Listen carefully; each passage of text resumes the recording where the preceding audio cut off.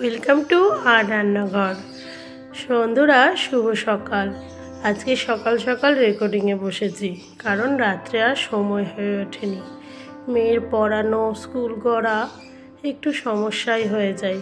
তবে আমি চেষ্টা করছি যে আপনাদের এন্টারটেন করার। আজকে রাত্রে আমি নতুন এক ধরনের ডিমের রেসিপি করলাম। কী রেসিপিটা হলো বাঁধাকপি দিয়ে ডিম ভাজা। এই বাঁধাকপি ডিম ভাজা আগে কখনো আমি কোনোদিন করে দেখিনি। আমি ভাবলাম করে দেখি। প্রথমে বাঁধাকপিকে গ্রেট করে নিলাম একদম, তারপর পেঁয়াজ কেটে নিলাম কুচি কুচি করে, সেই চাকু ধরেছি আবার। তারপর ধনেপাতা কুচি করে নিলাম, ধনেপাতাগুলোকে ছোট ছোট একদম টুকরো করলাম। তারপর কয়েকটা কাঁচা লঙ্কা কুচি করে নিলাম। এই যে বাঁধাকপি গ্রেট করা, পেঁয়াজ কুচি, ধনেপাতা কুচি আর লঙ্কা কুচি। এবার ফ্রাইং প্যানে আমি একটু সাদা তেল দিলাম।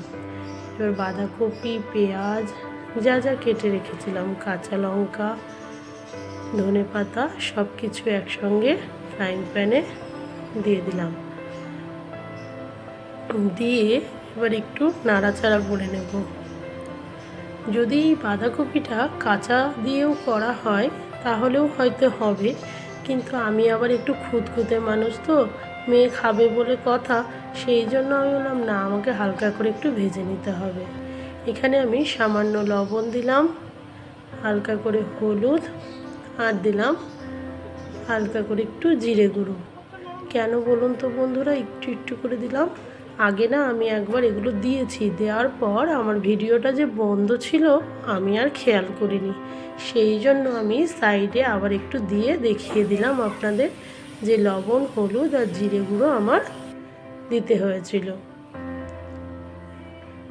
তারপর আমি ওই যে মশলাটা সেটা রেডি করে আলাদা করে নামিয়ে রেখেছিলাম। তারপর আবার ফ্রাইং প্যানে অয়েল ব্রাশ করে আমি এই বাঁধাকপির মিশ্রণটি দেখুন কিভাবে গোল গোল করে নিচ্ছি। আমিও এই রান্নাটা প্রথম করলাম, কিন্তু বন্ধুরা বিশ্বাস করবেন না, বাবা তো বলে উঠলো যে একদিন করলে হবে না, মাঝে মাঝে এইরকম করতে হবে। তারপর দেখুন এইরকম গোল গোল করার পর একটা করে ডিম ফাটিয়ে এই গোলের মধ্যে দিয়ে দিলাম। আপনারা যদি চান শুধু কুসুমটা দিতে তাহলে দিতে পারেন, আমি সম্পূর্ণটাই দিয়ে দিলাম। তারপর 5 মিনিটের জন্য ঢাকা দিলাম দেখুন।